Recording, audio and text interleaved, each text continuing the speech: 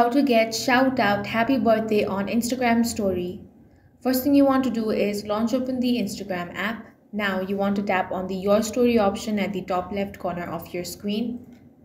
Go ahead and select the camera icon. Once you get here, tap on the create option. Now select this icon right here. This interface will open up. Here you simply want to tap on this @ option. Now enter the username of the person that you want to shout out happy birthday. Once that is done, tap on the next option.